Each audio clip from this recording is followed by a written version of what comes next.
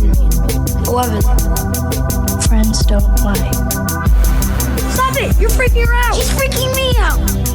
The upside down. Do you understand what he's talking about?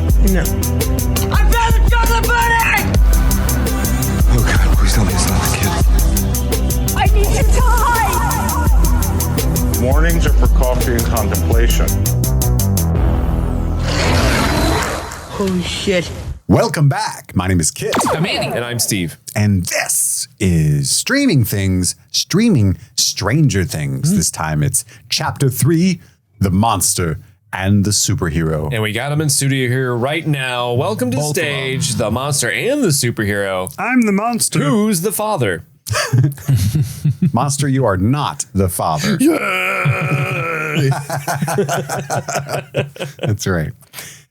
We are getting deep into season 4 now. This is a rewatch. There might be mild spoilers for future episodes because we're under the assumption that everybody listening to this is rewatching, anticipating not just the show itself, but our coverage of season 5 of Stranger Things, the final season that debuts November 26th. I'm ready for it to be over. Like, you know what I mean? Yeah, you don't want it to go on too long. Yeah. Inevitable spinoffs, right? There's no way. Silly things. Yeah. Like the comedy spinoff. Normal things. Just a drama. Yeah. I would love silly things. You do like silly things in general. We're going to do a complete play-by-play, scene-by-scene, nobody does it like us recap of this episode after we talk about our overall thoughts randomly, seemingly. We're going to do a MadLib at the front, and then you get to hear what that is at the end. People like it. Just enjoy it. Sit through it. And then for some other fun segments, like our favorite moments, some Easter eggs, our favorite performance, that kind of stuff. All that is just ahead here on Streaming Things. Are you guys ready? So ready. We had our lemon cake, and we ate it too. Andy gave us more than just a bite. Yeah. He actually gave Kit some of it. It was Everybody so good. got a slice. It was so good. Thanks, It guys. was really good. He was just being humble. He was getting down on himself. I didn't know he was serving us humble pie as well. That's right. Turns out I'm running the MadLibs today. It's time for MadLibs. Oh my God, you went boss nass on it there for a minute. All right. Misa like it is. Steve, you go first. Oh shit. I need an adjective. Stanky. Yes. It's like a bit. Stanky bitch. Stanky. Andy, I need a verb ending in ing. You're so good at those. Bitching. Steve, an occupation. Traveling Bible salesman. Andy, I need a noun. Pogo stick. Steve, a number. 11. Plural noun, Andrew. Laser discs. Steve, I need a verb. And this is going to make or break this MadLib. Oh shit. Hoeing. Like you hoeing. But it's no ing. Sorry, I got all excited. That's okay. I got all excited. I love A hoeing. good one. We all like hoeing. We love it. We're pro hoeing. I felt good about it. Let's go with tickle. Now we're talking. Andy, I need a verb. Proselytize. Steve, an exclamation. By Grabthar's hammer. What's a savings? I need an adjective from Andrew. Slutty. Verb. Butter. Slutty butter. Slutter. Plural noun. Clown shoes. Part of the body. Dick. Testy. My dick. Oh, really? Yeah. My dick. My dick. Does it work? I'm going to make it work. Okay. That's how I think about my dick. My dick. I'm going to make it work. I'm making lemonade here with this stick. Noun. Banana cream pie. Hell yeah. Steve, I need an adjective. Sensual. And a verb. Snort. And then finally a noun, Steve. Cocaine. Oh, wow. That worked so perfectly. You have no idea. All right, I can't wait to read that story at the end of the episode. It's titled RPG, role-playing game, acronym cheat sheet. Oh. Not a good title. It's wordy, it's unwieldy, but it does play out, I promise. Those are important. That's right. I made you guys character cheat sheets for the live show. You did? That's Shameless exciting. plug. Ooh, Yes. on November 7th at the Woodward Theater in Cincinnati, Ohio, on which tickets are still available at Cincy Ticket. The very same. Okay. Just making sure I was following you. All right, let's get into this. The overall thoughts that we have as a trio for Chapter 3, The Monster and the Superhero. Andy, what did you think? I feel the same way about this episode as I did about episode 2, where it's a good episode. It does a lot of work. It moves pieces around the board. We got 11 voluntarily going with Owens, which is good. We got Joyce and Murray heading to Alaska. I love the new pairing of Nancy and Robin. Yes. That is so fun and probably the highlight of the episode. Hard agree. I feel the same way that I felt with season 3 on our recent rewatch, which was like, oh, it's not cooking quite as hard as I remembered it in these early episodes.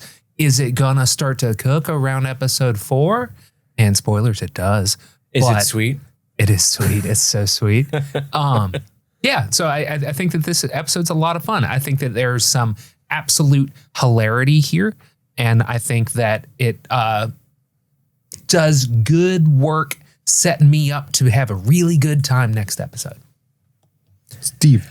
I mostly agree with Andy. I think this episode is a little bit of a step up from the previous, only because the biggest complaints I had about the last episode are still there. They're still present, but they're like, you can see they're moving on from them. They're starting to put their foot forward and getting away from the things that were not as good and working towards something that will be good. The setup for the season is still happening, but it's almost, we're almost completely set up for all the stuff that's going to be going on. I love the addition of Dr. Owens coming back. That is so fun when they shows up at the beginning. He's like, oh, he's just living his life in Nevada. I love Paul Reiser, so knowing that he's going to be a bigger presence this season than he was in season 3 is so much fun. However, bigger than just showing up at the end with no lines? Yeah, just like, I'm here too. However, the very end of this episode is interesting because I like where it ends. I like how it ends. However, the editing and the way it's flashing back and forth and the way that scene specifically with Paul Reiser and Millie Bobby Brown in the diner and they're talking to each other, I think it's pretty good, but there's something about the direction and the pacing and the editing of that where it feels rushed, where they're like, okay, Paul Reiser, deliver this monologue in under 10 seconds or we shoot this puppy. And he's like, oh, we need you, 11. You're really, really special. Please don't kill that puppy, please.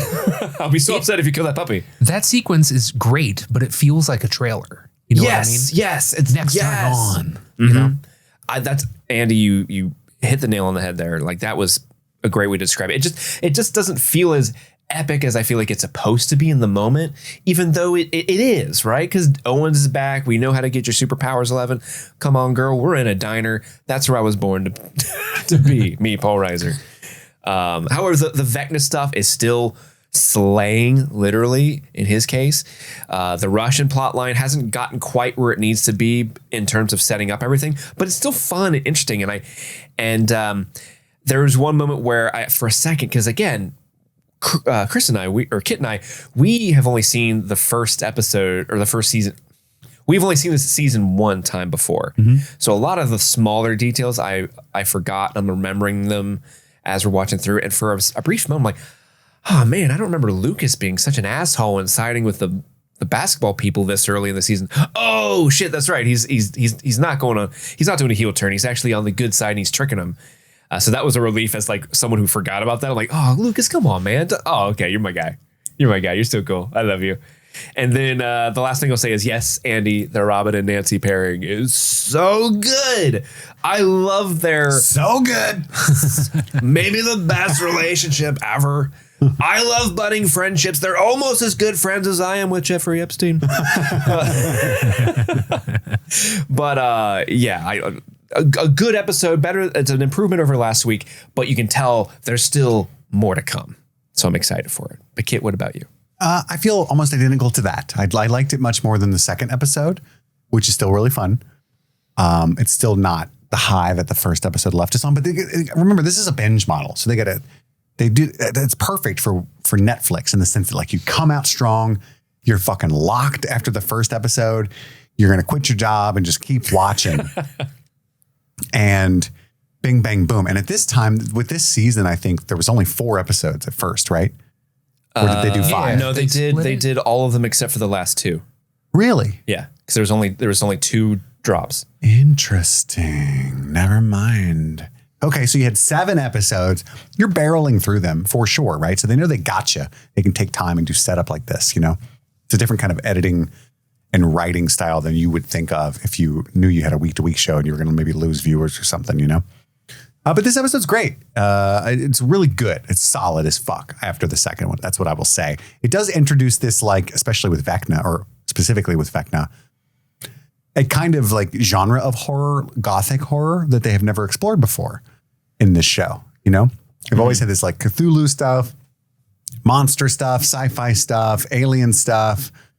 But now they got the gothic horror, you know, like the fucking house and the floating and it's really cool. I love it. It's one of my favorite genres. The way they filmed this season, I feel, is markedly different than the previous three. Like there's a lot more like handheld, tighter shots on people. A lot of tight shots. Mm-hmm.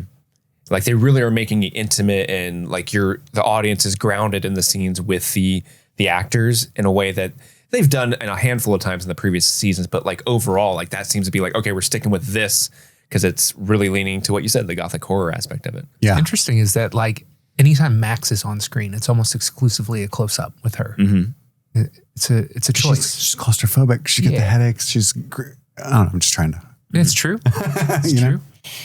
Visual storytelling. I can imagine the Duffers want to try some different things, and also they've got a probably infinitely bigger budget than they've ever had. At this point, this season, by far the biggest show in the world when they're filming this, and especially when they go to Netflix and like, hear us out. All the episodes are like an hour and 20 minutes. Yeah, at least. Oh, it broke my heart as somebody who has to cover 4 each week. Yeah, I was looking at next week's. Yeah, it's 4 movies. Long day. It's 4 movies, and one of them is a Scorsese film. Yeah, like, God damn. Yeah, because the finale is like what, like 2 hours and 20 minutes or something like that. Easily 2 hour 22, I think. Mm-hmm. But anyway, yeah, solid episode. Let's get into the recap. You guys ready? Yes. So ready. All righty then. Well, before we do that, we got to take a break to hear from one of our sponsors. Gotcha. And we're back. And Netflix. We tricked you with those ads. We did. Netflix describes Chapter 3, The Monster and the Superhero, not Bob Newby, thusly. Murray and Joyce fly to Alaska on a plane. And Elle faces serious consequences. Robin and Nancy dig up dirt on Hawkins' demons. Dr. Owens delivers sobering news. 11. What a buzzkill. You got to sober up. That's why you can't use your powers. You've been hanging out with Mike's sister too much. That's right. Holly. Not Nancy. Right. Not that square. It starts out in Ruth, Nevada. A chopper shows up at Dr. Owens' house, scares his wife. She's trying to do the dishes. Huh! I love the way they filmed that too, because she's like at the sink watching also like bright lights through the window. Yeah, that's cool. It's always scary.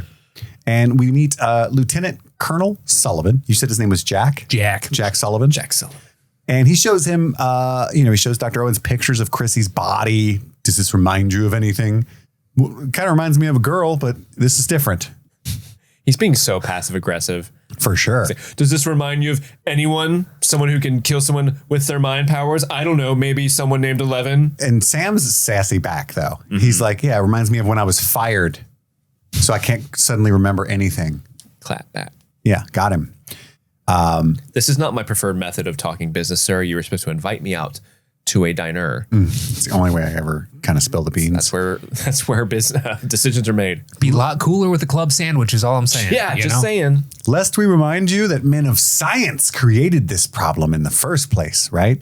Brenner's little pet. That's who I'm talking about. Which one? He clearly had several. We established this. Talking about 10? That dude was a saint. Trained for remote assassinations, wasn't she? So he thinks 11 is murdering these people. Now, why would she remotely assassinate Chrissy? And why would he care? None of us know. But there are rumors that 11's alive. And then he hits him with the classic ultimatum that you have to hit somebody with in this situation. You have to. Listen, you want this the easy way or the hard way? You know? Me personally, always take it hard. Oh, yeah. That's the only way to have fun. How hard are we talking? Yeah, what are you talking about here? And all of a sudden, they're taking the box of Peter's old school projects. Not Peter's old school projects. Who the fuck is Peter? I got his finger paintings. Peter, their kid? I would assume. Is he out of college or something? He's probably dead. I don't remember. Oh, no. Let me. That's actually worth looking up. You think? You want to spoil it? We're not supposed to know right now? I don't know. Do you think that's something that doesn't come back in this season, right? It has to. Not that I recall. Why would they say that if it doesn't? I don't know. Oh, they're just like, she's just like the wife who normally in this kind of movie or show, it's like the husband is like a drug dealer, like a Goodfellas kind of thing. And that's like, or like Casino, you know? Totally. I'm taking Peter's old school project. The FBI. Oh, don't worry, honey. It's all right. kill him. I'll get it back. Yeah. I'll kill him. Interesting. I'll kill him. Are you Googling Peter? Good luck. I'm trying Be to. careful. I see a Peter Owens confirming that it is his son, but I don't see anything more about him. Take safe search off. Oh, whoa. Oh my God. It's a lot of Peter. I'm sorry I brought it up. I'll be honest with you. I fully hate all of this. I thought it would be more interesting. I thought it'd be like, oh, his son was 10. He's a in the war program. hero. He's a war hero. And Peter's old school projects. But Lieutenant Colonel ain't done looking for the girl. There's some kind of like ominous, like, oh yeah. we just ruffled his feathers, rattled the cages. We just got to let him lead us to the girl. I ain't got time to bleed. Could you imagine if Jesse Ventura was No. like the person that they brought back to be the military avatar in season That would have been 4? amazing. Where's that girl, Owens? Last time I checked, men of science told me that created this problem. And did you know that steel beams don't melt at that temperature, McMahon? And there's that dude in the background just shaving his head with sweat for the lube instead of shaving cream. Oh, yeah. But then we get the title sequence. And the cops are at the Rinkomania and EMS is with Angela. And perhaps the dumbest line I've ever seen in this show occurs at this moment. Looking at this young girl with blood pouring from her nose and asking, where does it hurt? He's got a checklist he's got to follow. Where does it hurt? Point to me your level of pain on this photo of smiley faces. That would be a fair question in comparison to where does it hurt? She's just seeking drugs. Yeah, then they pack up and leave. I just love how, I guess maybe this speaks to how different the 80s are to nowadays. Cause like that Rinkomania is fucking shut down. Everyone in that place is just surrounding them like, oh my God, look at her nose. Today, if I was there, I'd be like, oh shit, what happened to that girl? She got hit with a roller skate? Probably deserved it. I'll take a size 11. They're playing. Rings open. Whee! Jonathan and Argyle are there. They're shocked as well. But like, why is Elle still there? You know, get out of there, girl. Run. Mike, Will, and Elle are just sitting there like, we're going to be in so much trouble. Come on, guys. Hopefully they let us go and then change their minds later in the episode. Anytime you hit somebody with a skate, you got to get out of there. Take the wheels and run. But Argyle says they're in the car afterward. Yeah, she'll be fine, man.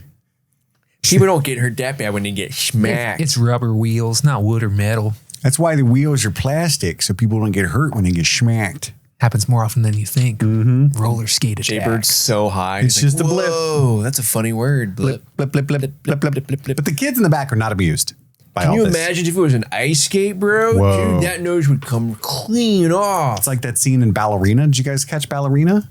Anna de Armas, John Wick spinoff? Yeah, we covered it on the show. I remember that. It was a good time. The ice skates. She Yeah. kills a bunch of people with them. Be like that is all I'm trying to say. They come home to find Murray cooking. What's he cooking? Risotto. Now, I'll be honest. I liked risotto the second time when I had deep fried risotto at this restaurant. But I was talking to Andy. What I had was purple. It doesn't count. You know, it's like a weird risotto. What'd you say it was? Beets? They cooked it with red wine, probably. Okay, yeah. I didn't like it. It was mushy. But this Murray risotto looks good. Oh, yeah. You know? You know Murray's doing the seasoning and flavor all right. Yeah. Jonathan's all high and smiles. Hi, Murray. He's just hyped for that risotto, you know? And Murray comes up with a bullshit story about how he was traveling. And I just remembered you guys live here. I could just sleep here, you know? Wish you could stay longer. Oh, but no, you forgot you had that business trip. That's right. We got to go Alaska. See the Britannicas live in Alaska. Joan and Brian. Britannica. And Argyle said, do Eskimos still live in igloos or what?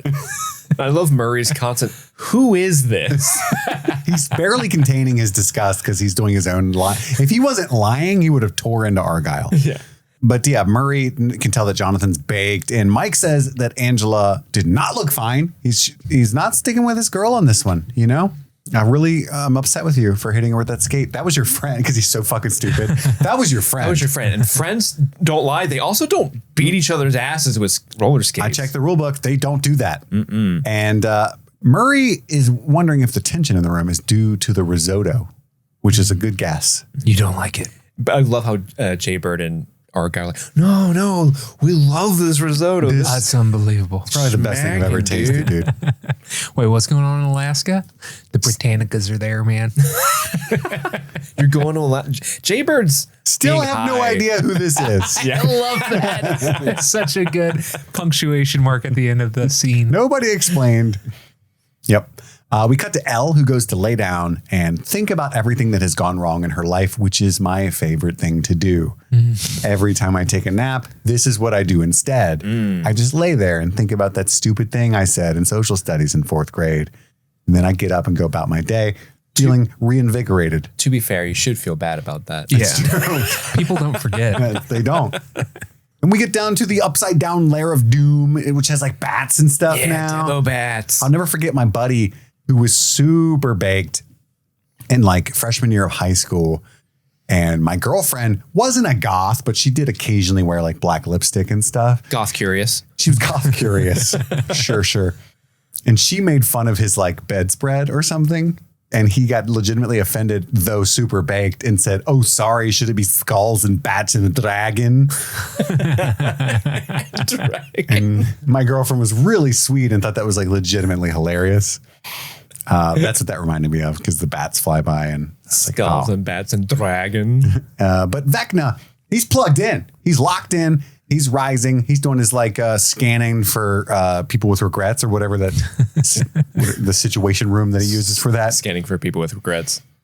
And then we get that beautiful sunrise. Speed limit 69, because it's all graffitied in Benny's, and of course you're going to put a 69 on the speed limit sign. Got to. You know, if you hang it up in there. Got to. Powell could have arrested him not just for trespassing, not just for drinking, but for stealing city property. Looks like a stolen sign. It does. Do I clock that? So Lucas is still hanging out at Benny's, and Jason and his jocks are prepping to hunt down, I said Billy in my notes. That's so sad and funny. Eddie. And he offers Lucas an out, but it's a fake out. You know what I mean? It's like, if you actually do leave, you're out of this crew forever. And in fact, you're on the suspect list. Is it a fake out? For sure. Knowing what we know don't about, worry, man, you'll still be one of us. Knowing what we know about Jason as a person, I think it's fair. At the time, it looks genuine. Well, I think I took it as it might be genuine, because you know who else isn't looking for Eddie with them? Anybody else? The other members of the basketball team. Yep. Was anyone that was at the party the next morning though gone? Yeah, there was like a whole, like, there's about 10 one or that 12 of checked them. in on Lucas and was like, "Hey, buddy, everything's okay." He's gone. Yeah, but No, Patrick's still there. You know who's Was in that the, Patrick? Yeah. You know who's there? The starting five. That's true. And Starting five. Okay, it's a sports thing, Steve. So only 5 members of a basketball team can play on the court at one time. Oh. And to be a starter is like where you want to be. Sure. You might otherwise end up on the bench for a lot of the games. Right. So proud of you. So then Lucas, who's been on the bench all season, but got to play and had the game-winning ball, definitely wants to hang out with the starting 5. Yeah. So that he can perhaps be a future member of the starting 5. Gotcha. You know? Yeah. So he wants to be in the good graces. Gotcha. Yeah, that's my theory. But 100% when Jason is like, "Oh, it's fine. You can go ahead and leave." You got fucking Andy back there being like, "Yeah, leave." Yeah. Yeah. Oh, Andy for sure is going to beat his ass. No problem. Mm-hmm. Wait till this hat goes backwards, motherfucker. I'm stomping that ass. I can't wait. I feel like in season 5, that dude's going to get some comeuppance, because he's in the trailer for season 5. Is he? Andy is. Yeah. He's like pushing Dustin up against a locker. He's like the Tommy. He's the new Tommy. He's the new Tommy H. Tommy graduated or went to prison. And now it's just Or both. Andy. Yeah, graduated in prison. Yeah. But Lucas is like, "No, I'm good. I want to help." And they're like, "You passed the test," is the vibe that I got. Eddie was still asleep in the boat. Dustin and the gang show up with snacks. They went to go shopping for him. "Hey, you're probably hungry here in this boathouse, buddy."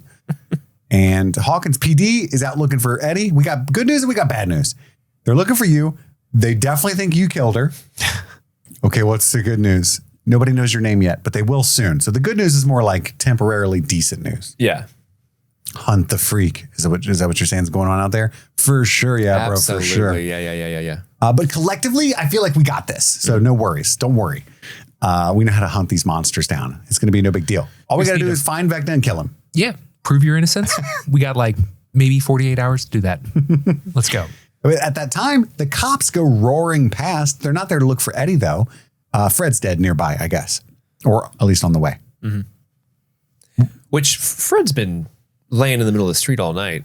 For sure. Pretty sleepy road, I guess. Or there's somebody ran over him, and some other people he's been run over a couple times where people are like, well, he's all bent up and mangled. They might have thought he was a deer or something. What a Kinda looks like a nerdy deer. looking deer. The deer in this town are just nerds. Fred's dead body's in the road. P&C are interrogating Nancy, Pal and Callahan, for those that are uninitiated. And she asked if they looked into Victor Creel. And they're like, what? The dude that committed a crime in 59 and he's been locked up in Pinhurst? No, we have not looked into him. Well, I think you should. I got a feeling. My gut tells me. Nancy sees that Steve and the gang show up. And I wonder how you guys read this. Is this just like those are my friends and one of my friends was murdered and now I'm like more emotional? Or was it like oh no, are you guys out doing Scooby-Doo shit? Is this like is the thing happening? Is the thing that always happens happening? I think it's a bit of both, honestly. I read it more as the former, which was she's in a crazy situation. Oh, thank God my friends are here. I don't know, because I think the idea that Steve is with the kids is like never a good sign. Yeah. You know, he hangs out with Dustin, I assume, but like, yeah, a car full of them. It's like the whole gang is out there. Yeah. You know, Max is involved and stuff. Yeah. I think, I think that she already knows that something crazy is afoot because her buddy just got ripped in half. But. And maybe it's almost a like point of relief for her because she sees them and it's like, oh, thank God, it's not just me thinking this is insane. It is insane because the gang's here. Yeah. Also, I'm happy to see them. Justice for Fred. # Fred. What do the cops think is going on? Like Eddie is very strong. Right? You know? And he's just twisting. Anybody run the peanut? Like if Andre the Giant walked by, they'd be like, get him. Oh, it's just that gif of Andre the Giant like, oh, get away. Yeah. I took that front kid and I put him in half. Like a pretzel. Yeah, it's just got to be a really a stumper as far as the mystery is concerned. But in California, they're all eating Eggos for brekkie, which makes Mike sad. Obviously, thinks about 11. I love that they took a moment to show the kids shredding outside. California's fun, you know? Oh, on skateboards? Yeah. I didn't even catch that. Time. Little establishing shot of the shredder kids. A little gnar, you know what I'm saying? That's where Max used to hang out. Jonathan's like, yo, you want to go watch Police Academy 3? And Mike's like, Will's like, no. And he's like, Assignment Miami? You're being so stupid, dude. You suck big balls right now, dude. And he's like, no, it's not that. It's just that I heard that movie sucks. It's not because I'm moping or anything. And then Mike brings Elle her Eggos. Aren't you going to eat these? You know, but she's in there working on her DA Rama. He's like, oh, cool. That's the cabin, right? He wants to talk about everything. Like, look, let's lay it all out there. Look, I'm sorry, okay? And she does not want to talk. He's like, I don't know why you didn't tell me that you were being bullied. It's not like I'm Mr. Popularity back home. I know what it's like. And honestly, Mike, historically uncool. Pretty cool here, I think. Because even when she kind of calls him out, you think he would have bristled. Like, no, you don't know what it's like. He says, okay, well, how's it different? What do I, He's trying to understand. Yeah. And she said, I am different. They treat you like you're different. I am literally different. I do not belong. And he goes, in Lenora? Anywhere. His cool meter dropped a little bit. Yeah. Right there. Like you lost some points there for not picking up sooner, buddy. And she's so offended. She's like, you were scared of me. You looked at me all crazy, and that's what hurt me, which is true. He did drop the ball and be supportive there. Yeah. He should have been like, get her ass. Yeah. Instead of, look what you did. Now let's go before the cops get here. Yeah, that's what you should have done. And then he never says he loves her anymore. You can't even write it. Look at this. From. That's that. Then the cool points like really drop at that point. Like, my guy, come on. Look at this. Sincerely. That's right. Best. Kind regards. To whom it may concern? Well, this could have just been to anybody. Look, forget all that. They're nobodies, and you're a superhero. And she says, not anymore. Now I'm just a regular old lady with shitty hair. Look at my life right now, Mike. I don't have my powers. Joyce is cutting my hair. I don't even know how to say diorama. Oh. Jonathan and Will, they get a ding dong. Somebody rings the doorbell. And they think it's Joyce being forgetful. Not going to take that bet. She forgets everything. Yeah, that's really funny. But it's the cops. 5-0. And they're there about the skating rink incident. Is there a Jane Hopper here? And they're high. That's the worst. If you're high and you think it's your mom and it's the cops instead, that is like the top 5 worst. Yeah, Charlie Heaton's acting of Jaybird like Immediately, do I smell like weed? Oh no, where is it? Should I just run? All I wanted to do was watch Police Academy 3 and get high. That's all I wanted to do. And that's the worst. And Jane walks out and he's like, is that you? Say, and they arrest her immediately.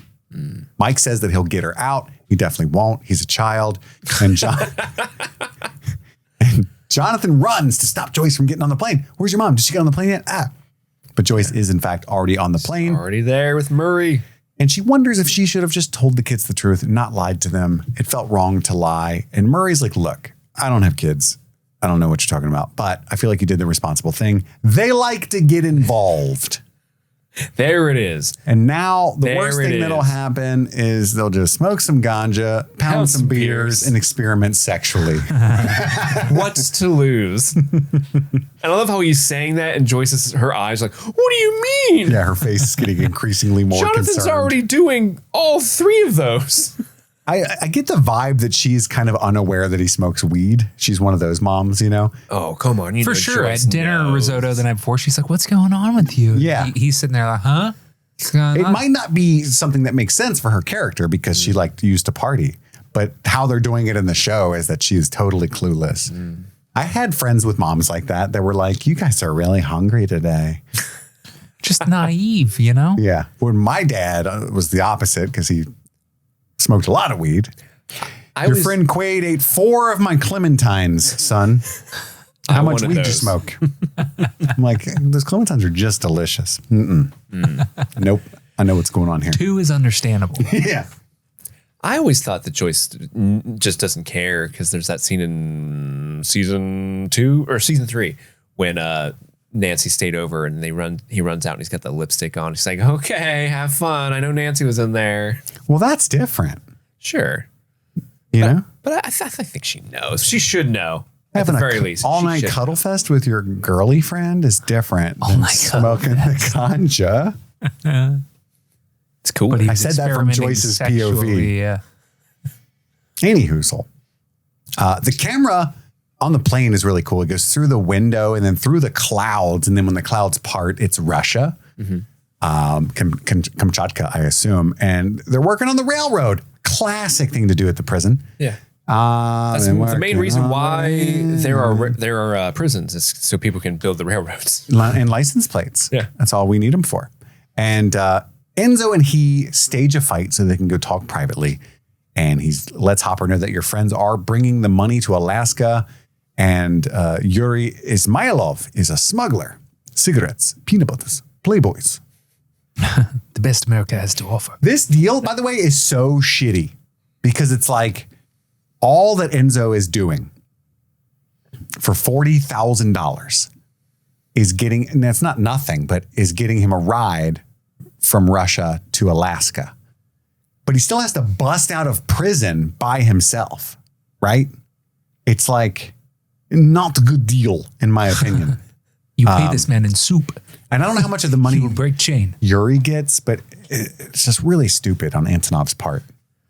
It's gotta be halvesies. He's taking a lot of risk, but I'll imagine give you $20. You give me 39,900 and whatever the math is in Russia. But imagine $40,000, which is like what, like 80,000 today? Yeah, close to 80. Imagine $80,000 in 1980s Soviet Union, like how far that would get you, because it's not America. Yeah. Like, well, they're communists. He has to give that to everybody. No, he just joins the kleptocracy and he becomes one of the ruling class. That's right. I'm just saying it's not a good deal that he has to bust out on his own. You know, for Hopper. Yes. Oh yeah, it's definitely not a good deal for Hopper. Because if Hopper could bust out It's like what he says, like either you break out and get caught, I still become rich. I don't care. Right. It's a bad deal. But you missed that plane tomorrow. I'm still rich. That's what he says, just like you just said. And then, you know, he's like, and whatever it is you're planning, better be good, you know.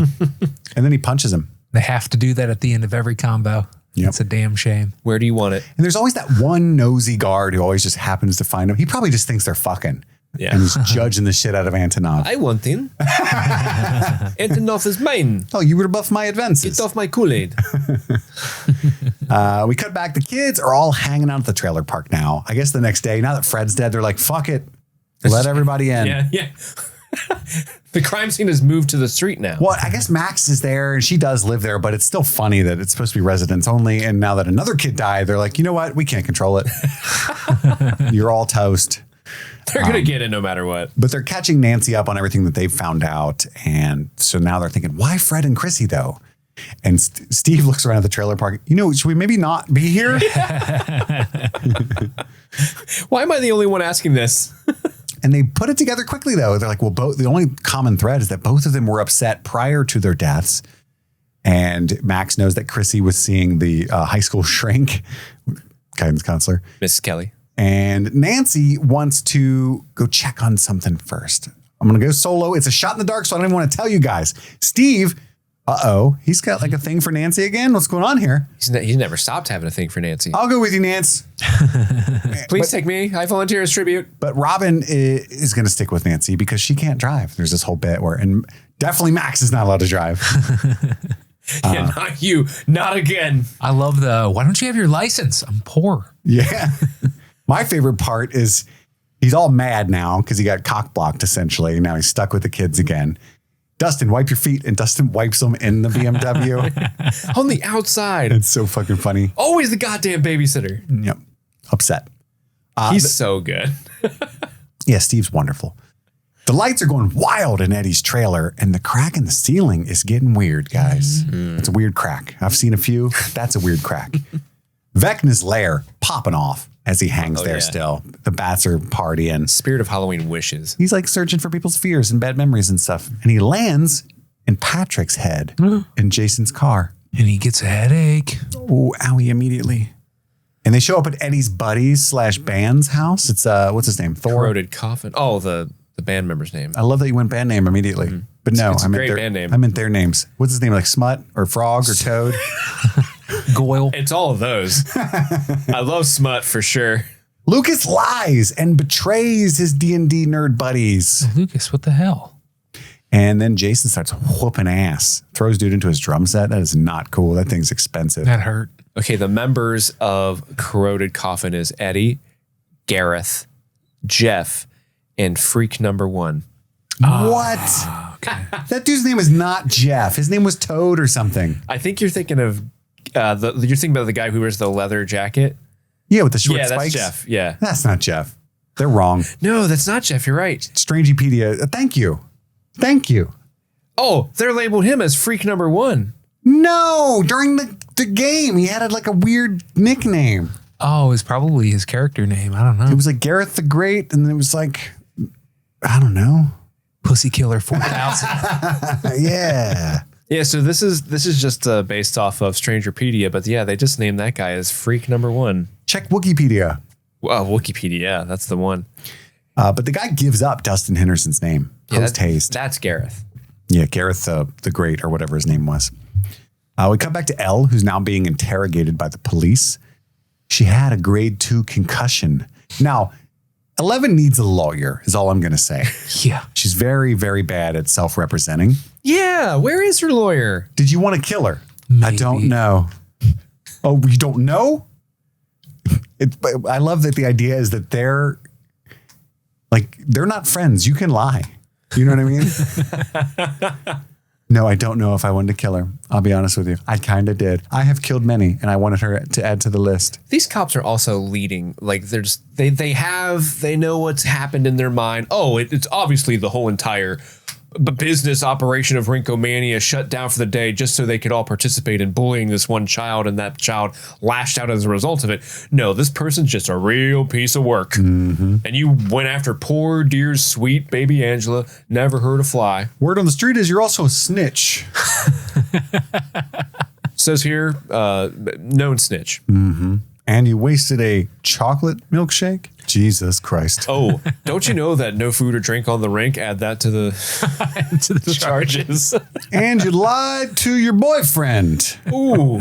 Digging it real deep here. Real piece of work. And your haircut's stupid. Can't just stress that enough. Get you the look paddy ridiculous. Jonathan and the gang find out that she's being processed. They're taking Jane to jail. It's juvenile, which is jail for children. You want to see Jane? Find your mother. Being brothers is not enough, so they're not allowed to go see her. They would definitely have like a social worker in this instance. Like, we can't get a hold of our legal guardian, and one of them is in prison and needs some sort of representation or, like, I don't know, coaching, right? Not in the 80s, Steve. That's She's true. a minor. That's true. It isn't, I'm not sure how this would be handled. But Mike sees Jane in a prison transport, a paddy wagon, and he goes out to be dramatic and stand in the roads, and she's like, "Mwah," and she can see him. That's the worst. Oh, he was late. Murray is sleeping fitfully on the plane, but he is one of those types that I hate, that is just immediately able to sleep, and he slept the whole flight. And not only can they sleep, but they will sleep on you. Yeah. Yeah. For sure. Can you imagine flying back then? Just, you had a raw dog every flight. No TVs on there, but also like, I mean, Well, they would have the one big screen. That all right, we're watching Zapped on VHS. This motherfucker, dude. I got my phone with like multiple movies downloaded, you know? Come prepped. Nintendo Switch. And the shitty food too, man. Oh, when she opens up that box food. Ooh. No thanks. But cut to Hopper also getting shitty food, probably shittier. Honestly, yeah. He offers that guy his biscuit, and the guy's like, "I am not going to suck your dick for a biscuit," which is so I want funny. the soup too. Which is so funny. I love how he's negotiating with Russian Andy. Like, I want, give me that soup and the bagel. That's right. Then we'll talk. You hit, I give bread. Crazy American. So he wants him to hit his shackles with the sledgehammer next time they go out to work on the railroad for a biscuit. Is it to loosen the shackles or like? Yeah, I think so. Okay, I couldn't tell if he was loosening the shackles or loosening his like ankles. Yeah, like, like loosen this bone up a bit. Yeah. No, it's to like open the circle a little bit. Okay. Crazy American. I will break leg. Hit soup. I love his, I don't know what the fuck he just said. You hit, I give bread. Just. It's got to be tough. Hopper bites his sleeve and takes the hits. Owie.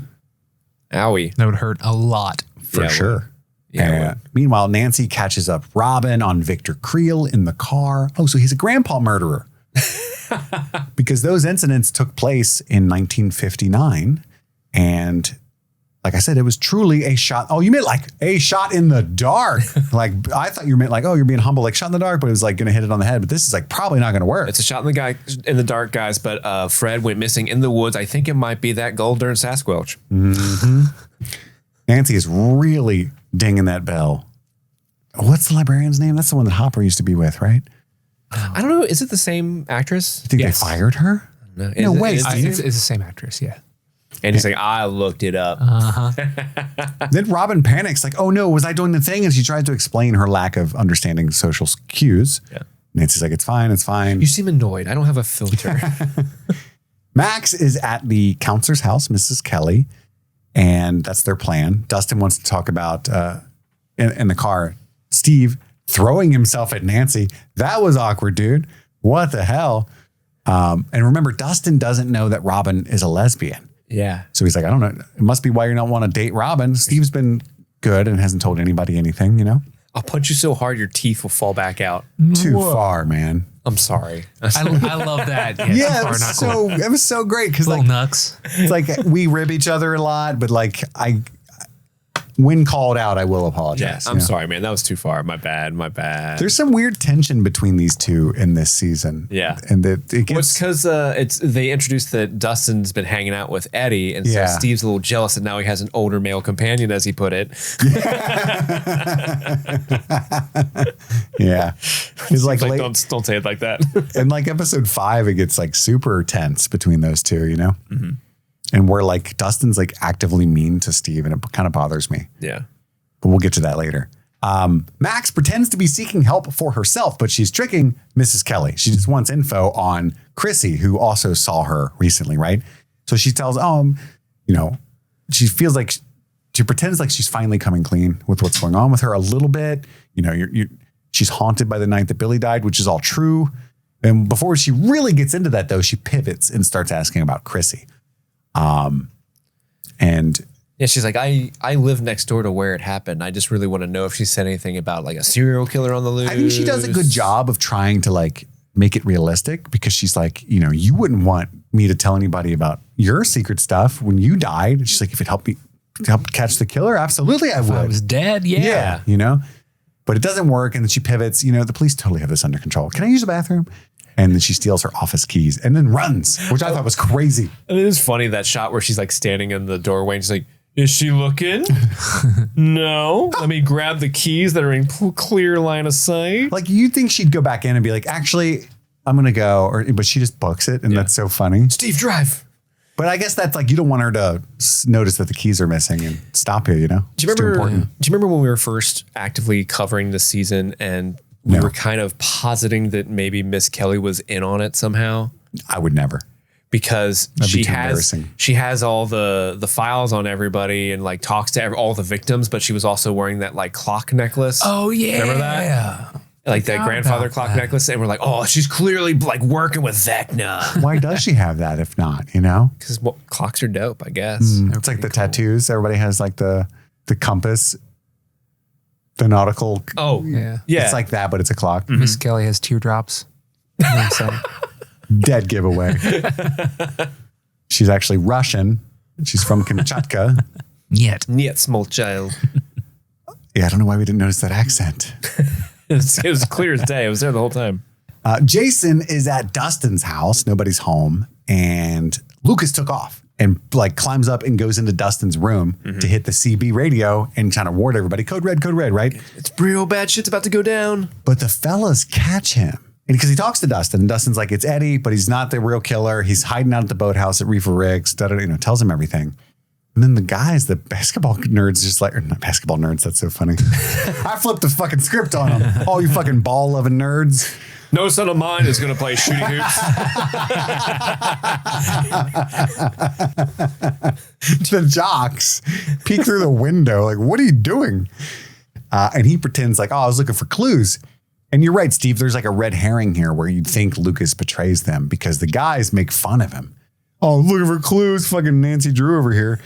And he's like, actually, I know where Eddie is. And you're like, oh, no. Lucas. And then it cuts. 11 ponders hitting Angela as they drive. She's in the transport. That was awesome. I should have done it Actually, harder. good memories. And then the government cars pull up behind. They stop the transport. We'll take her off your hands. And I like how that guy's like, okay, cool. All right, all checks out. You showed me a badge. That's all I gotta know is it's just a child, so it's no big deal. Yep. Doesn't have any parents, from what I understand. And then she tries to bust out and like hits that dude in the nose. Ow, potatoes. Then an EMS pulls up and goes, "Where does it hurt?" But she sees Dr. Owens get out of the car. Hey, kiddo. What's up? Want to go get a Sammy?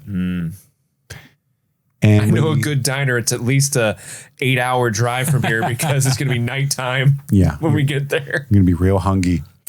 Then we cut back to Joyce and Murray. They've arrived in Alaska. Murray slept all the way there. I love that it looks so fucking cold and terrible. Welcome to Alaska. And it's like, this is spring. Oh, we didn't talk about her before. She was so funny on the plane. You and your husband have nice plans? How fun. Oh, the stewardess? Yeah. Meanwhile, in Kamchatka, the prisoners are going back in. And oh no, they're checking everybody's shackles. You get worried for Hop because you don't know how much, you thought maybe they knocked him all the way off or something, but he just loosened him a little bit. Yeah. And his foot is all fucked up. Ooh, when the guy jostles his chains to test him, and you get to see that like little shot of Hop like, ow. And then you got to watch him slide it off his bloody mangled foot. Yeah. And it's all like, But I guess he's just verifying he can get it off because then he's going to put it back on.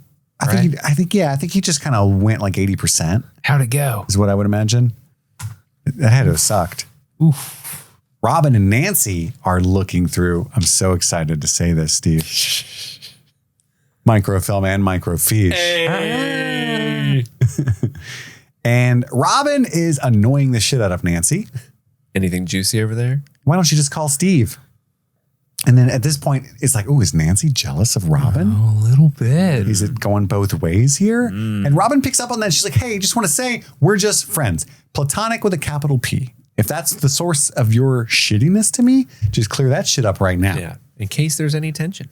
It's because, again, and I felt so bad for Robin because, like, she can't just say, I don't like men. Right? Yeah. And so she just has to, like, deal with this tension of, like, maybe not having a female friend that she should have. And it's like, it sucks. Yeah. It sucks. And Nancy's just annoyed by her, and you're just kind of like, oh, come on, Nance. Be nicer. But she is also, I'm getting at the vibe that she is a little jealous because she thinks she thinks they're a thing. There's a little bit of something going on there for sure. Have you read his essays? Garbage. And she's like, have you seen The Weekly Watcher? Yeah, The Weekly Watcher. If anybody's going to write about like demons and shit, it's these weirdos. Elvis cloned by aliens. I'm not ruling it out. Victor Creel claims vengeful demon kills family. And Nancy's like, that's what we need. And she's like, no, that's literally what it says. Yeah. We found it. That's that shot in the dark. We nailed it. And then it shows like the house. And that's the house that we've seen in the Upside Down, guys, fellas. That looked familiar. It does. Pretty convenient for Victor, or pretty inconvenient, Robin says. Or maybe that is exactly what happened. And since it sounds so fucking crazy, that's super inconvenient. I love it. That's a great scene. It almost sounds like Eddie is going through the same thing.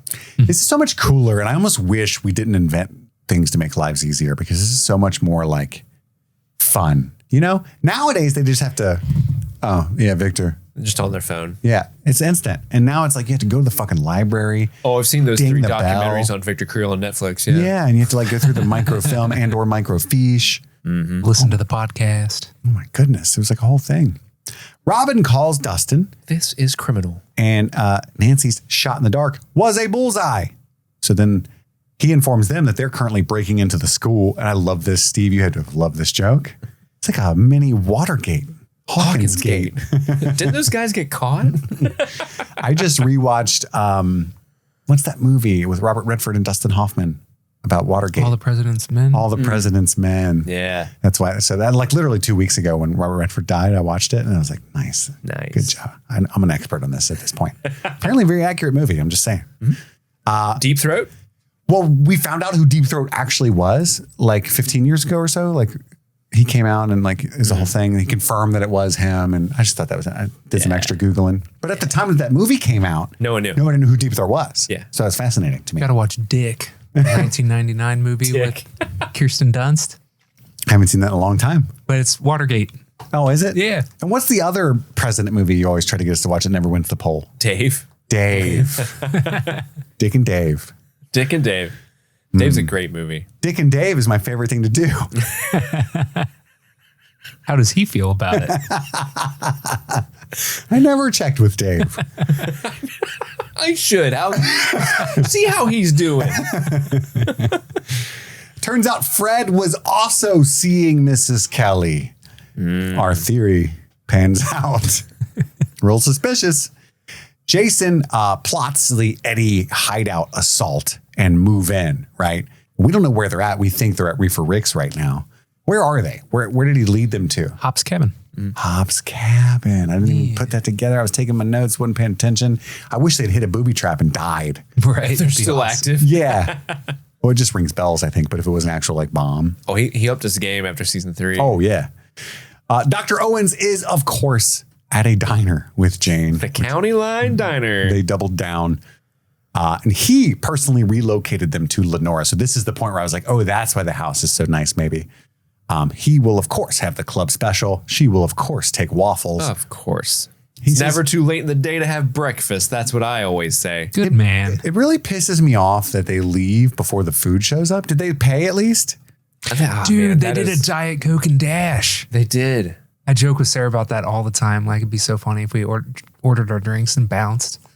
We're rebels. And you order Diet Coke Yeah. and Dash. It's like that SNL Diet and skit Dash. where they pay for the food and leave without grabbing the food and laugh. My dad used to love that. It's the opposite of the drive-through prank. They would order and pay and then drive off and laugh. No, but like, did they pay this waitress? I bet not. Oh my God. And it's like a perfectly good sandwich and a perfectly Oh, she good was bringing some thing of fat ass motherfucking waffles, Those dude. look so good. Yes, they did, my friend. She'll get to eat them. It's crazy though. That's true. But anyway, he says he'll make the whole roller skate thing go away. But Hawkins is in danger. A war is coming to Hawkins. He's very dramatic. You fought before and you won, but like a virus, there was returns smarter. Now, you fought the law and the law won. But when you fight interdimensional beings, you typically do win. Just saying. You're better in that arena. Your brave friends helped fight in the past, but they can't win this war alone. You're facing 5 to 10 right now. Assault on an Angela. You're the only one who can hit this thing so hard it won't get back up. He gives her a choice this time. You know? And then he says, there's a real possibility this program fails and you'll never see your friends again. And I'm like, why? Well, because they'll die. She can't go home? Or she'll die. Oh. Once we find out what the program actually is, it's actually not super healthy for her. Yeah, that's true.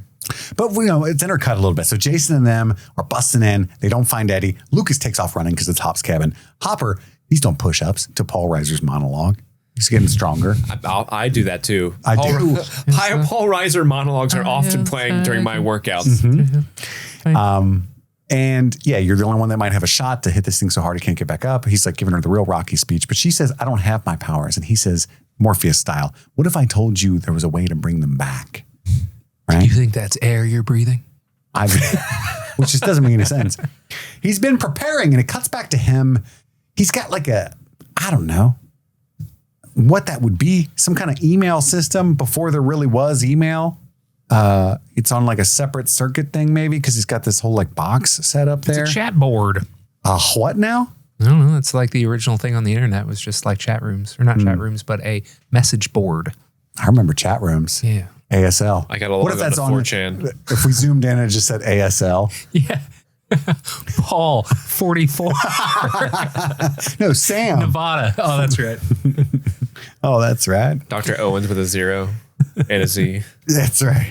But it does say to Dally Rack, I think. Subject Nina. Do you have some Eggos about that stuff or I anything? actually don't. Okay. Yeah. Subject was Nina. Thought that was cool. Because at the time this episode came out, we didn't know what that was yet. Right. I have that ego. Sorry, I didn't even ask you. It's okay. That was rude. That's cool, man. You just assumed. I was just being a real L11 right Ass now. out of you and Steve. And so he says that he took her before Lieutenant Colonel Jack Sullivan could, right? He believes that 11 is the cure to all this. And then Jonathan and the gang are all worried and out looking for Elle, except for Will. I think she's gone, guys. I think we should just hang out. Oh no, she's gone. Oh no. And this is where he says that she may never see her friends again if she decides to do this. Max, meanwhile, is realizing by looking at the files that she has the same symptoms as Fred and Chrissy. Uh-oh. Max. What? Hello? Dustin, why are you doing that? Watergate. Hawkins Gate. Deep throat. Wait, no. What if I'm not good? What if I'm the monster? And he's like, we already did an episode titled The Monster. We can't do that anymore. I'm You're betting the fate of the planet that you're one of the good ones. So Sam gives Elle a choice. You can come here or you can just eat your waffles and I'll take you back and clear up the whole skate thing, you know? I love that about him too, because he has that line like your whole life have been people forcing you to do something, but this has to be your choice. I like that. Kinda. I think it's all kind of ruined later on. Sure. Yeah, he didn't give her a fully informed decision. He didn't tell her Papa was there and we're going to shoot you in the fucking neck with some Thorazine and not let you out. Listen, I didn't know they were going to do that. I'm wearing a sweater vest. I wouldn't do that. When they left without their food, the agents show up at Jaybird's house. Oh no. And Max at the school hears the clock. And sees the clock hanging on the wall at school.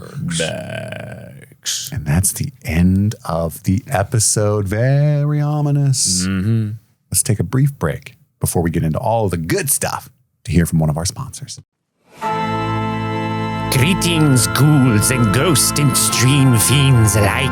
It is October, and now we must give reverence to our most generous of patrons. These exalted souls, our super patrons, offer not mere support, but sustenance to the very lifeblood of this podcast. They are becoming part of something eternal. So before the darkness claims this episode, before the final whisper fades into the void, we shall speak their names aloud, one by one, like incantations echoing in the haunted hall. So with that, excuse me. So thank you to Amy Teckentine, Brianna Williams, John Collins, Sun-Loving Mortal, Xander Barbarian, Daniel Pack, Phil S, Nice Guy Eddie, Apple of Andy's Az, Alba Stinkpot, Maddle Stat, Susie Callahan, Anthony Corona, Jim E, Lady Trashley, Sean Myers, Just Liz Calabria, Brett X, E Scramo, Lil Tickler, Svento7, Jay Scramo, A.K. Ashley Ray, Jay Rich, Upside Down Canuck,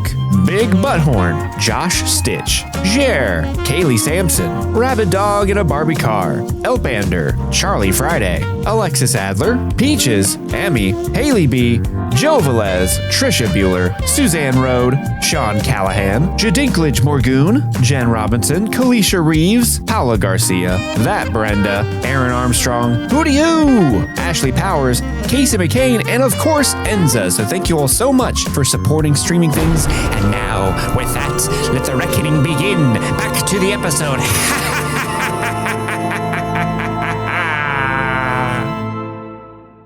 And we're back, and we found the chocolate pudding. Andy, please enlighten us. What is your third favorite moment of this episode? My third favorite moment is the little moment between Steve and Dustin where he threatens to punch his teeth out, and he says, "Ooh, that was too far, sorry." And they give little knucks. Because they're homies, and I like seeing the little homie moments on screen. They're homies. Speaking of homies, my number 3 is Murray's risotto scene. It's all the comedy of it works. I love the, Joyce and Murray are lying to the kids and they're lying poorly. Jonathan and Argyle are like way too high to have this conversation. And then the other 3 are just way too involved with their own drama to notice anything peculiar about what's going on. But just that through line of like, who are you? Like Murray's giving Argyle. And Argyle keeps just interjecting himself in ways like he's been part of the family for years. Like, oh man, the Britannicas, yeah, this risotto smacks, man. Yeah, it's hilarious. And then Jonathan's like, a lot of the Jonathan is too stoned in the early part of the season doesn't work for me, but when it's over the top like this, and he's like, "You're going to Alaska?" It's fun. He says, "We've all had one too many." That's my number 3 as well. Love that. That's Still don't know who this is. That's your number 2, Andy? My number 2. Still don't know who this is. Hysterical. Good shit. Steve, your number 2. Oh gosh, it's back to me. My number 2 is just a small moment when the gang shows up to the crime scene and Nancy sees them and waves. No. I know something about that. I was like, the band's getting back together. Yes. And that is cool. It's Steve and Nancy and Robin are going to be in the band. And, I love those characters, but they were kind of together like towards the very end of season 3, but like, oh, they're actually going to solve a mystery together now. Yes, please. I want it. And so that's my number 2. What about you, Kit? My number 2 is Robin and Nancy at the library. Specifically when she tries to clarify, hey, we're just platonic. If that's the source, she's been incredibly annoying for hours.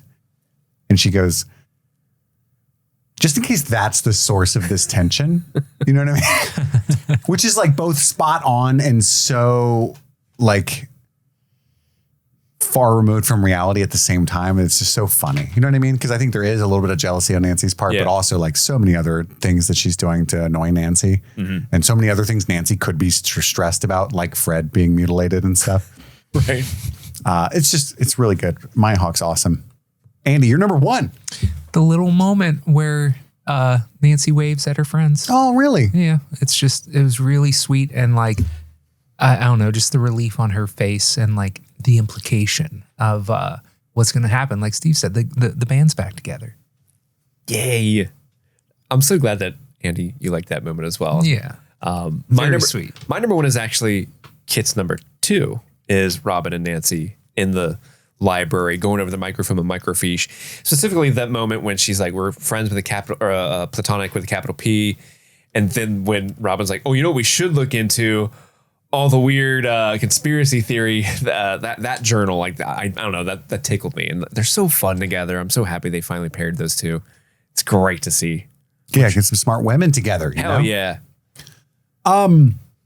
It wasn't on your guys' list at all, but my number 1 is the Max stuff with the clock at the very end. Because I thought it was like this brilliant, we've seen her taking the Tylenol. We know that she's had a nosebleed and, you know, but they didn't really put all that together, that especially Fred, but even Chrissy, that they were dealing with this stuff. And so it's like when they're looking through the files, it's like this great reveal that you realize, oh no, a named character is in trouble. And what we've seen so far, how do you beat that, you know? And it's just really scary because I love Max. And the first time through, I'm sure I was like, you know, and it was just, I think it's really well done. And it's great. It's great. And I love the Max. It's cool. Anytime Vecna talks to Max specifically, it's so fun. Yeah. Yeah. Hopefully we get more of that. Yeah, hopefully. Maybe next episode. Well, those are our favorite moments. Our chocolate pudding has been sealed. It's now time for our Easter Eggos, the 80s pop culture and movie references kind of baked into the show itself. We try to identify them all. We'll go around the room one at a time, starting with Andy. Yeah. Well, you brought up the Dally-Rack thing. That was the code name that Owens was emailing. That's the playwright, or I guess opera writer. Oh, the Nina. Yeah, he wrote Nina. Nice. Nicholas Dally-Rack. Nice. Yeah. That guy's on the internet. That's cool. So that's kind of lame, though. He double dipped. Code name Dally-Rack and subject Nina. It's so like, Brenner is just you're double obsessed, dipping, right? Yeah. So like, not only is he gonna name it that, but like also, Owens, listen to this record. Call me Dally-Rack. I don't want to. No, do it. I outrank you. You can call me Nicholas if you'd like. That's really good, Andy. Thanks, man. I wanted to throw out It as a big inspiration for, you know, Vecna and as a whole. But like this episode really got me thinking because there's a spooky house. There's like a 30-year, they kind of introduced that 30-year gap between kills. It's actually exactly 27 years, which is Pennywise. Oh, is it exactly 27? 59 to 86. Oh, I didn't even do the math. I think Robin at one point says 30 years, just offhandedly. I think they tried to hide how obvious the reference is by rounding up. Yeah. But if you do 59 to 86, yeah. Oh, so it is exactly. It's 100% a Pennywise reference. And of course, Pennywise, when he's, you know, hunting people, he's showing them vision of like their past trauma and stuff like that. Yeah, he's a shapeshifter. He's not a clown. Yeah. Right? He's the deadlights and all that stuff. And we talk about Freddy Krueger a lot, but it's very much almost more a Pennywise thing that Vecna does by like transforming the guy's face and all that. Like, and he's like consuming because he feeds on fear, so he just scares them however he can. Yeah. Georgie. Hawkins started as a beaver trapping camp. By the way, still is. Am I right, boy? That's the best line in that movie. So is, am I right, boys? As we record this, Welcome to Derry premieres tonight on HBO Max. Hell yeah, I'm hyped. Fun. I didn't like it very much. Bummer. Yeah, you guys saw the whole thing? I only watched the first episode. I'm going to rewatch because maybe I was tired. But I have some friends that went to the premiere after I watched my screener and they didn't like it either. So it's not looking good, boys. Uh-oh. But I have 5 episodes of it. I'm going to try to barrel through some tonight. So you would say don't check it out? No, I would say, hi, Georgie. Was it my turn? Because you did the Pennywise. Yep. Somebody was watching a show I didn't know existed that Steve probably knows about. It's called Ewoks? It's called Ewoks. And apparently it ran for like 3 years. Dang. What the fuck? Yeah, it's one of those random. That'd be like cartoons. a super hit cartoon called Jar Jar right now. Well, there was in 2002, you know? There was another cartoon around the same time. I don't have the years in front of me, but there was one called Droids, and it was and it starred C-3PO and R2-D2. Interesting. Yeah. I didn't know they were doing that kind of Yeah, shit. there was the Ewok cartoon. There was also like I think 2 or 3 standalone Ewok movies. And I think Wilford Brimley was in one of them. I'd like to come inside now. The Ewoks are really bothering me. They keep asking me where my EpiPen is. Because I'm allergic to them. Who was watching Ewoks? Was it Jason and the kids or? It was Will.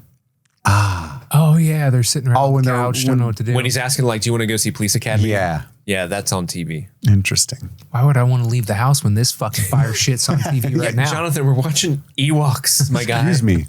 That'd probably be amazing with some purple palm tree delight. Absolutely would be. Oh man, these Ewoks are getting smacked, man. These little teddy bears are hardcore. I'll call out the Exorcist nod that Robin says. The exorcism didn't work, which was creative because the Exorcist hadn't come out yet. She's talking about the 50s. That book came out in 71. That's fun. It's a good book. It is. I mean, this is a low hanging one, but got Paul Reiser in a diner. Of Gotta bring it you're- back. Of course, you're referring to 1982's Diner, which is a big reason why they cast Paul Reiser to begin with. It's not as low hanging as Police Academy 3. Do you guys think when the Lieutenant Colonel, shows up at the Owens household in Nevada, the light through the window with the lady doing dishes, was that a Close Encounters maybe? That's what I thought of. That's I had that thought. At least some type of UFO show movie for sure. Signs. Hey, my dude. Swing away, Meryl. On the Byer family, like by the TV, I think if memory serves me, I think it's the same scene when it kind of pans across and they're watching Ewoks. There are some VHS tapes on their counter, and so the Byers own Dr. Dolittle from 1967, My Fair Lady, same year, Born Free, 1966, The Spy Who Loved Me, 77, and The Woman in Red, 1984. These sound like mostly Joyce Byers. I was going to say, those are Joyce's movies. Those are Joyce's films. That honeycomb box, the classic design was wild. Did you guys clock that? Fuck yeah. No design to it. Just said honeycomb and There was a child on the box, and I was like, wait, is this like a promo thing? But I couldn't find it. Have you guys ever seen My Fair Lady? No. I don't think so. It's fun. It's an Audrey Hepburn movie. My Hepburn knowledge, both her and Catherine, is weak. She's like a poor, and it's one of those. ew. It's one of those things where like, oh, we got to make her a lady. And I know the plot. Yeah, and there's a really famous scene where she's like really laying on the accent thick, like gin was as mother's milk to her. And it's really funny. So it's kind of like a precursor to Princess Diaries. Was the Anne Hathaway film? Yeah, Princess Diaries. Yeah, kind of. Yeah. Oh, those are all the ones I got. Andy, do you have anything else? Nope. Steve, have at it. Just music. Not a lot of music this time around. In Transit to Bermuda by Dorian Zero is playing when Jay Bird and Argyle are trying to comfort the kids about how 11 she didn't look too bad, man. That's what they're listening to. That's why they make them plastic in case somebody gets smacked. Guardian Angel by Fergus McRoy is what's playing in the background at the diner. Fergie? Yeah, the Fergie Ferg. Fergalicious? Definition, make the boys go loco. And lastly, during the end credits, the song "There's a Storm Coming" by Dance with the Dead. Love is it. a very, it sounds, you wouldn't be wrong to mistake it for just part of the normal score of Stranger Things because it's that same type of synthy But it's a song. but it's an actual song separate. Well, now it's time for our 11 out of 10 performance nominations, our favorite performances from episode 3 here. Andy, who are you going to give it to, buddy? I gave it to Maya Hawke for all the library stuff. She's just fun. She's so fun. And I love the dynamic. None of my top 3 really were of that dynamic, but it is still my favorite thing in the episode is just the two of them sleuthing it up. Mm-hmm. Can't tell. She is my favorite performance as well, Maya Hawke. She's so good. I think Natalia Dyer does a great job being the straight man in that relationship. Like that's a funny problematic term in comedy. The straight man in comedy, that term. But like she does a good job of like giving something for Robin to bounce off of, and Natalia's there to kind of ground the conversation. Kit, what's yours? I'm going to quit digging myself in a hole here. Hell yeah. Mine is also Maya Hawke, but it was between her and Natalia Dyer for me. Same. But I think ultimately Maya Hawke's just the more fun. She's got more to do. We all everybody? Matchies? We all everybody matchies. Woo! And now it's time to step into the Nina Dr. B. May we enter? Oh, only if you know the password. I'm just kidding. You guys got a VIP membership here. The password is Dallyrack. God damn it, Owens. I told you to quit leaving your goddamn laptop open at diners. Shit. Whatever that is. Say my name. Say my name. Say my name. But this is the segment where our mods, the moderators of our wonderful Discord community, have taken the time to listen to our previous coverage of this season, and they pulled 5 clips for us to play and listen to and try to guess the context. Why did we say these things? That's the game. Okay, are you guys ready for the first clip from episode 3 of season 4? Yeah. Shane, tell me where it hurt. In broken chain? Wild. We're making fun of the paramedics, but in Russia. Oh, so okay. So we really are just the same people. Because they hit Hop and they're like, where does it hurt? That was a way better joke than the one I pulled up this time.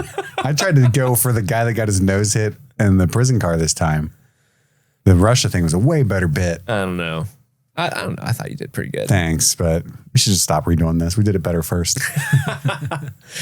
The mods write, Hop is partly breaking the chain attached to his ankle. Kit has a thought process of why he can't just break his chain and then realizes that the guards would notice that it was broken. However, this tactic may work if the EMT from Lenora was one of the guards. Why you do this? You silly goose? Clip number 2. You need a name for that crew. Douchebags. Tiger Boys? Tiger Boys, sure. Tiger douche. Tiger Boys.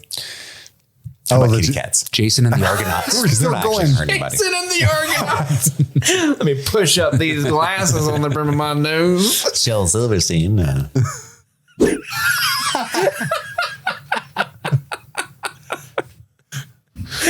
Jason and the Argonauts is really solid, Andy. Thanks, Just want to man. make sure you get your Because his name props. was Jason. Yeah.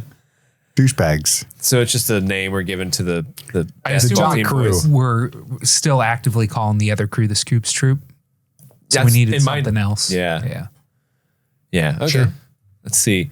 Steve pointed out in Easter Eggos that there was a quote Tarantino trunk shot. Oh, there was, where the basketball gang got weapons out of the trunk. Andy also points out this is the second instance of the trunk shot, as initially it was with Steve. Yeah. The names start getting thrown out for Jason and his flunkies, and Andy hits it out of the park with Jason and the Argonauts. It's probably more of a Goodfellas shot because that predates Pulp Fiction. I know that it's famously Quentin Tarantino uses it a fuck ton, but yeah, I could 1,000,000% see him copping that from Scorsese. Why wouldn't you? Why wouldn't you? I mean, the man loves copping things. Feet. Yeah. Clip number 3. I mean, if you went out there and you didn't get your pump on beforehand, the Russian guards would be like, he didn't even do push-up. But if you do the pump, they're like, oh shit, let him go. He is bare. Look at those pics. Oh my God, it's the Red Guardian. Do you want to fight me? Niet. Niet. That's Vidania. That's the only 2 words I know. Hello. I know that one. Potato. These ones go on when I think they're done, and it's funny now. Obviously, when he's doing the push-ups in the prison. Mm-hmm. Totally. Getting that pump on. He's getting this pump. And I guess Black Widow had just come out. Yeah. Yeah. This Red Guardian. Finest soldier in all of Russia. They write, Hopper is finna bust out of prison, and Andrew doesn't understand why he is doing push-ups. If you're going to break out of prison, you gotta look good because Joyce is gonna see Hop soon, or the guards will make fun of you. Kit then says Russian words that he knows, such as hello and potato. Mm-hmm. Those were things we heard. Hello. Potato. The hello became shorthand for whenever, I know for a while, whenever we would rib Andy for being bad at accents, we'd be like, Jamaican Andy's here. Hello. We would just do that. Clip number 4. Steve saw me look away briefly, and I was like, oh shit, Steve's gonna think I'm Little bitch baby. Bitch made. He's judging me. I wasn't going to say it on this pod, but Chris looked away. little Dick Chris over there can't watch. Oh, man. That's what they called me on the football team. Just kidding. I didn't play football. They wouldn't let me. Is it when Hopper hits his shackles and you looked away because it was too, or was taking off his shackles? Maybe. Oh, And okay. it was too like gross, maybe? That's the only thing I could think of, yeah. Body horror. Yeah. We going with that one? Yeah. Okay. Number 4, they write, Steve remarking on how weird the interrogation was between the cops and 11, describing it as, quote, gross. Why did they escalate to, quote, did you want to kill her? It made no sense, in his opinion. Why would I look away? I don't know. We have nothing. We have but to believe them. Oh, okay, yeah, sure. More questions than answers. Oh, wait, I see what happened. You played the wrong clip. The files are in the wrong order. So, okay. They write, when Hop is taking the shackle off his foot, Kit thinks that it's going to rip off the skin like the degloving in Gerald's game. So he looks away, but Steve caught him being bitch made. Okay, well, because I played the wrong clip, let's pretend we didn't read the answer for this one. I'm going to guess it. I'm going to be spot on. Here we go. That's almost exactly like hitting Helen Keller. Would you hit Helen Keller? You would, you son of a bitch. It's got to be 11's interrogation scene with those weird cops. Yeah, because those guys are being gross. Yeah. Yeah, for sure. They write.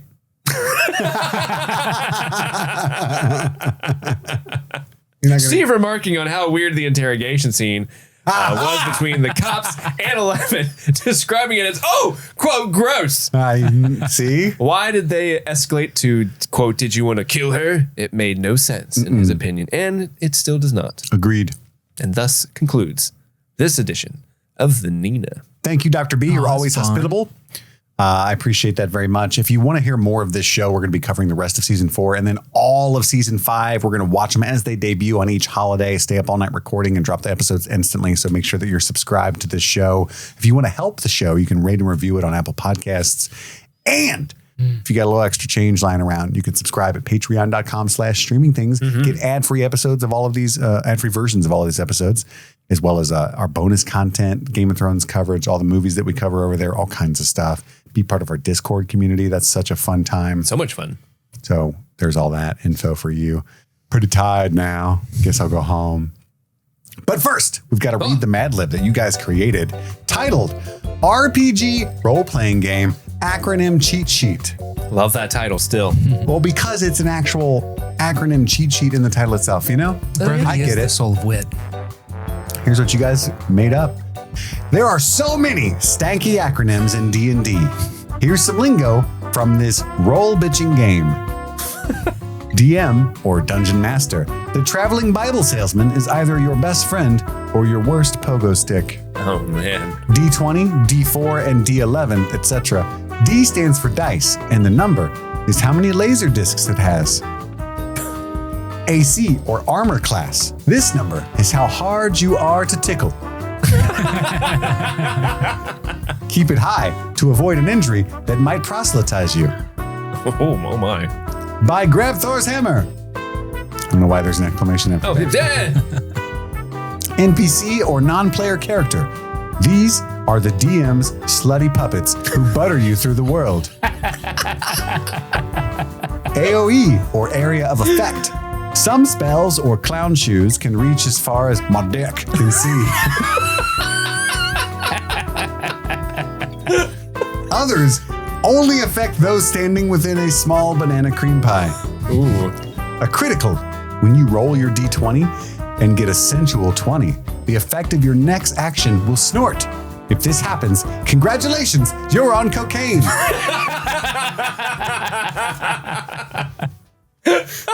And thus concludes this week's MadLib. Thank you. Congrats. That was like, oh, no shit. That's That hilarious. works perfectly. That's what we did this time. Thank you all for listening, but that's all the time we have right now. We've got to go return some videotapes to Keith.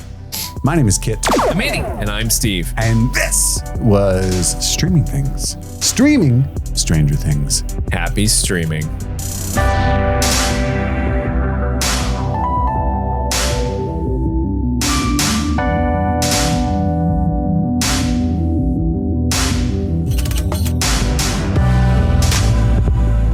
Sarah said something like mildly stanky, and I was just like, all right, let's go. Yes, stanky, bitch. As we were walking out the door. I don't know why I said it like that. You went Matt Berry on her? Yes, stanky, bitch. Yeah, stanky, bitch. What does stanky mean? And we're like, what do you mean? She was just like, don't forget to grab whatever. And I was like, I already had stanky, it. like she had a shitty attitude? Yeah, I was like, yes, stanky, bitch. I took that way different.